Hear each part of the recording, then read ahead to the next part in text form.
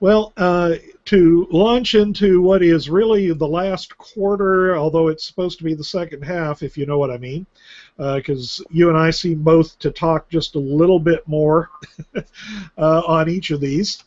I have another question from our viewers, and it's one that I also have in my notes. So we're going to. I hadn't gotten to it, but I have it in my notes. And it says, if God's answer to the problem of suffering is, I'm God and you're not, from the whirlwind, and I think in my notes I phrased it, I'm God and you're not, so shut up, was the way I phrased that, Yeah. that particular point.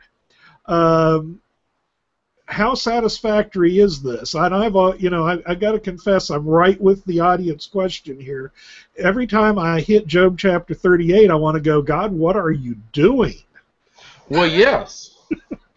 Isn't that the truth? And you look at that, and God doesn't really answer in terms of what Job wants. Job's question is, why is this happening to me?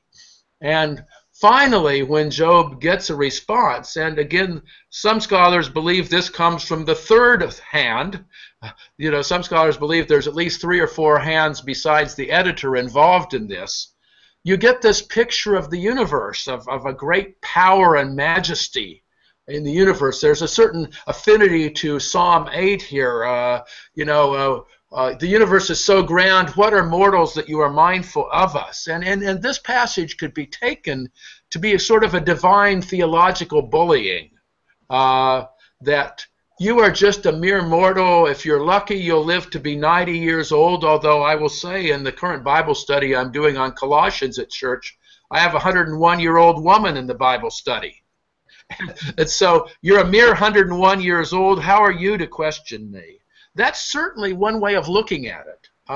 Another way of looking at it is the one that Harold Kushner does in When Bad Things Happen to Good People, that God is really saying to us, and I agree with Kushner and take it beyond him at some level, God is saying to us, this is a wonderful world, but it sure is wild. It's a wonderful world, and it's wild, and it's got pockets of chaos that I even have to contend with. So it's a really interesting group of chapters there, and it begins with, look at the grandeur of the universe, and all of a sudden then God talks about an ostrich. An ostrich that's so dumb it even steps on its eggs. And then God talks about the great war horse that's, breathes fire out of its nose almost, and is the weapon of war, and yet it could step on the soldiers. And then there's those strange creatures, Behemoth and Leviathan. And some people minimize them and think that they're maybe a crocodile and a hippopotamus. I'd rather think of them as a megalodon, the great shark that was 80 feet long that's now extinct. I'd rather think of them as really majestic. But the Hebrews didn't like the ocean that well, so we don't know what it actually was. But God doesn't seem to even have full control over the Leviathan and the Behemoth. They can jump out of bounds a bit, and the ostrich is just plain stupid. And so another way of looking at this, and it may not, there may be several interpretations of the end of Job, is that this is a wonderful universe. Wild. Look at the Hubble telescope. I know we're both interested in science, and I'm just wowed by the Hubble telescope, or Cosmos, whether it be deGrasse Tyson's or Carl Sagan's a couple decades ago. We live in a wild universe, and there seem to be pockets of wildness in it amidst the wonder. And perhaps God is saying, hey, you try to run this world. I have to work every day to keep the ocean in bounds, and I have a tough time of it too. And maybe that's the whole question back to evolution. And I'm giving you a prelude for a couple weeks ahead for you.